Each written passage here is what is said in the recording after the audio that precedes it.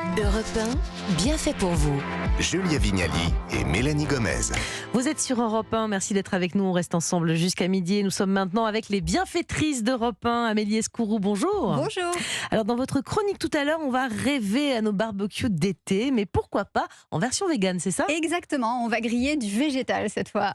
Ah bah c'est génial ça, Amélie. D'ailleurs, ça sent bon dans le On studio. a hâte de goûter ce qu'elle nous a amené, effectivement. Donc mais pas tout de suite, Julia, pas tout de Ah suite. oui, c'est vrai. Ouais. Mais on va écouter vos conseils dans quelques minutes, mais vous restez avec nous. On va démarrer effectivement maintenant avec les conseils bien-être, cette fois de Philippine Darblay. Bonjour Philippine. Bonjour. Alors apparemment, Philippine, vous avez passé ces dernières semaines à tester pour nous les expériences bien-être les plus originales du moment. Et ça va démarrer en musique avec un massage and sound. Qu'est-ce que c'est exactement ? Alors, le massage and sound, qui veut dire en français massage et son, en fait, c'est un soin que j'ai testé chez Holy You, H-O-L-I-U, Y-O-U, qui est à Paris, qui est un centre dédié au bien-être.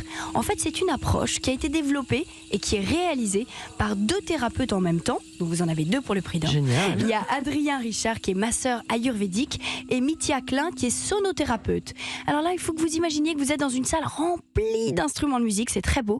Vous êtes allongé sur un lit musical, qui est en fait une sorte de grande guitare retournée, qui sera jouée pendant la séance. Et pendant 1 heure, ces instruments sont joués en synergie avec le massage. On écoute Adrien.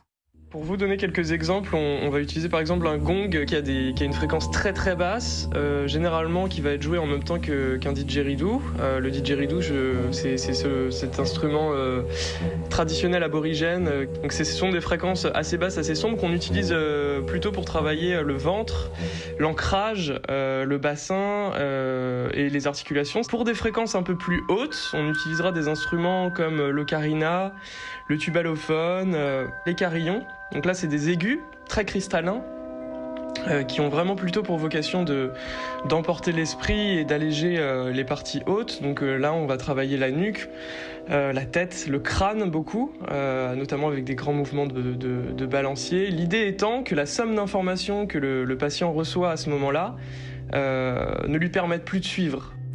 Oh là là, moi ça me donne trop envie, Philippine. Vous avez ressenti quoi pendant ce massage ? Honnêtement, en fait, c'était très impressionnant parce que déjà, il faut imaginer que c'est beau. Vous entendez là toutes ces sonorités plutôt exotiques qui évoluent avec le massage. Ça se mélange et à un moment, on perd le fil, on se laisse bercer et on lâche prise. En fait, ça permet d'atteindre presque un état méditatif. Mais ça m'étonne et pas. Apparemment, j'ai posé la question, c'est super pour relâcher le système nerveux central. Il y a même des personnes qui se mettent à rire aux éclats ou même à pleurer tellement ils lâchent. Bon, c'est un soin qui est tout nouveau en tant que tel. On le trouve vraiment à Paris et dans sa proche banlieue. Il sera bientôt itinérant en France. Mais en attendant, si ça vous intéresse, vous pouvez évidemment déjà trouver des soins ayurvédiques un peu partout dans les grandes villes en France et des sonothérapeutes, entre autres à Lyon, Marseille et Biarritz, qui réalisent ce qu'on appelle des bains sonores. Ça se fait avec des gongs ou même des bols tibétains. Donc c'est des séances dans lesquelles on utilise les vibrations sonores pour se relaxer. Ah, j'en ai tellement envie. Et apparemment, Philippine, vous avez aussi testé un soin relaxant du visage. Alors oui, mais vous allez voir, c'est pas tout à fait la même chose. J'ai testé pour vous un massage intrabuccal. Alors n'ayez pas peur, voilà. Effectivement, même moi j'ai fait un petit peu cette tête-là, mais je me suis dit, quand c'est étrange, il faut tester. Et en réalité, c'est justement bien moins étrange que ce qu'on pense. C'est un soin qui vise les muscles du bas du visage. Vous voyez, là, on a toutes les tensions, le stress, les angoisses, quand on serre les dents, c'est tout là. Et bien, le but, c'est de masser ces muscles de l'intérieur et de l'extérieur pour encore plus de résultats. Alors justement, j'ai rencontré une jeune femme qui s'appelle Jeanne Casimir, qui est un peu une magicienne du visage. Elle a développé sa propre technique qui est axée sur la douceur. Et voilà comment elle procède. Il y a plusieurs étapes. D'abord, je détends le muscle à sec pour le forcer à se détendre, relâcher les tensions. Et une fois que tous les muscles sont détendus, je rajoute un petit peu d'huile pour avoir du glissant. Et là, je lift. Donc ça veut dire que je vais redessiner l'ovale, je vais sculpter la pommette dans une idée de lifting naturel. Et c'est aussi un massage, même une fois qu'on passe le côté elle met ses gants et elle met son doigt dans ma bouche, qui détend énormément. Et souvent, moi, mes clientes s'endorment. J'imagine quand même qu'on me mette un doigt dans la bouche comme ça. C'est pas un peu intrusif ? Et justement, c'était mon appréhension. Et à ma grande surprise, ce côté qui peut paraître un petit peu gênant, en fait, disparaît littéralement au bout de quelques secondes. Le côté dentiste, on oublie vite, quoi. Totalement, exactement. En fait, ces gestes sont hyper doux, c'est très discret.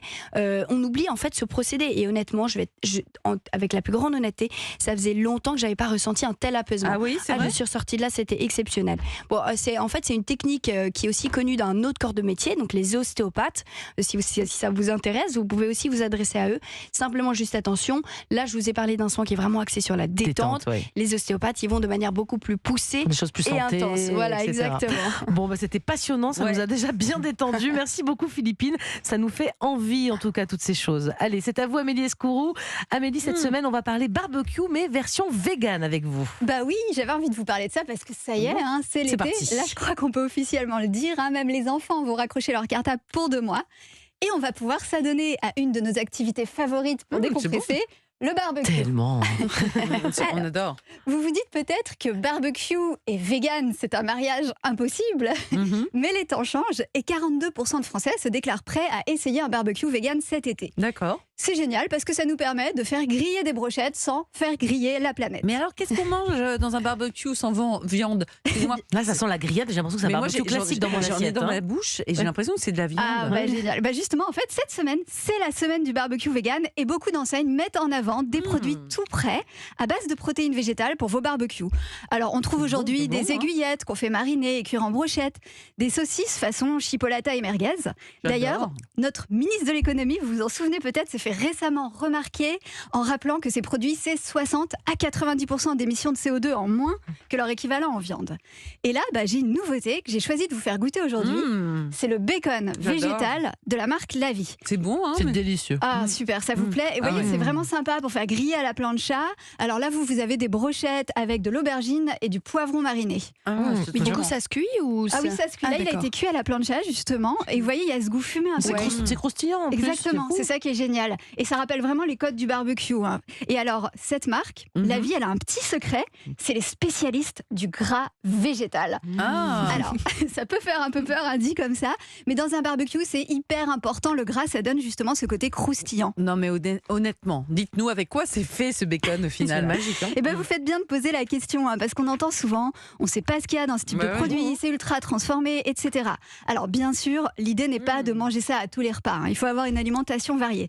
Mais vous allez être étonné d'entendre qu'il y a assez peu d'ingrédients et qu'ils sont tous simples et végétaux. Ah bon? On écoute Nicolas Schweitzer, le fondateur, pour la composition. Donc on a entre 6 et 7 ingrédients en fonction des recettes. Et si on prend typiquement la dernière recette de bacon végétal, on a une partie maigre qui est à base de protéines de soja, de sel, d'arômes naturels, de paprika et d'extrait de radis pour la partie rouge, partie maigre. Et la partie grasse, c'est de l'huile de tournesol et de l'eau qu'on mélange. Oh, c'est bon. Incroyable. C'est bon. Et vous voyez, c'est une composition assez simple et c'est contre-intuitif. Mais dans le cas du bacon, il y a moins d'ingrédients dans cette version végétale que dans la classique version animale qui contient environ 7-8 ingrédients, dont les fameux nitrites qui sont vraiment décriés aujourd'hui. Et puis même si nous, on n'a pas envie de manger ça tous les jours, si on a des amis végétariens, comme ça, on peut mixer un peu les deux. Voilà. C'est génial. Et même, on n'en parle pas souvent, mais ça aide aussi parce qu'il y a plein de gens qui, de par leur religion, ne mangent pas de certaines viandes. C'est génial. Et alors, si on n'a pas sous la main ça, est-ce qu'on a, et qu'on a quand même envie de manger quelque chose de fait maison, qu'est-ce que vous nous conseillez? Alors là, c'est vraiment le moment de se faire plaisir et d'être très créatif. On peut faire tout un tas de grillades avec des légumes ou des protéines végétales comme le tofu. Et le petit secret, comme je vous le disais, c'est le gras. Donc, il faut avoir une marinade délicieuse qui parfumera vos aliments et rendra bien croustillant. Alors, la recette qui marche toujours, c'est d'avoir de l'huile d'olive ou de tournesol, quelque chose qui sale et qui parfume, donc la sauce soja, elle est vraiment parfaite pour ça. Le miso aussi, vous voyez, c'est cette pâte japonaise qu'on trouve facilement. Des épices selon nos goûts, donc paprika, curry, herbes de Provence, etc.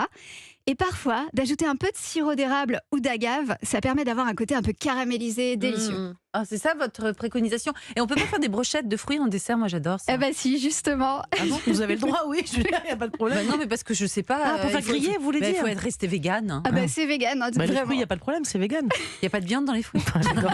On va bien terminer cette émission. Est-ce qu'il y a des associations qui marchent particulièrement bien selon vous? Moi, j'aime beaucoup l'aubergine et le champignon qui ont cette saveur umami, vous savez, qu'on apprécie souvent dans la viande.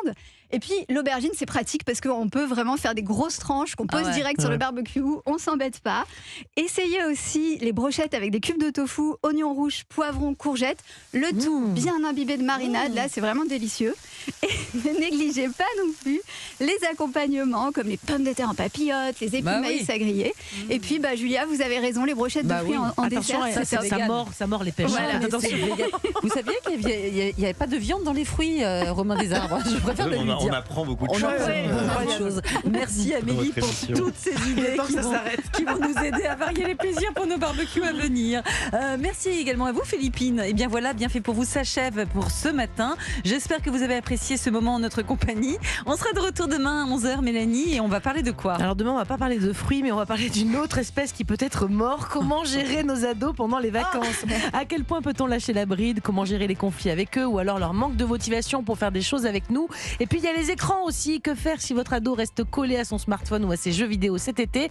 On va aborder toutes ces questions demain.